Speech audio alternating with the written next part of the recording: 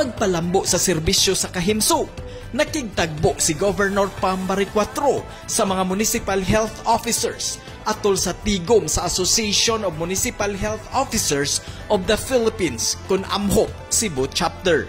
Atol sa tigom gituki sa mga municipal health officers sa Sugbo ang mga nagunang panginahanglan aron mapalambo ang serbisyong medikal sa kalungsuran. Nasinati nga problema sa kalungsuran ang kakuwang sa supply sa mga tambal alang sa mga nagbuntis ug mga pasyente nga adunay hypertension o diabetes ug ang kinahanglan nga programa alang sa mga adunay chronic kidney disease. Gipadayag ni Governor Pambari 4 ang iyang hingpit nga suporta sa mga programa ug proyekto nga may kalambigitan sa serbisyong medikal.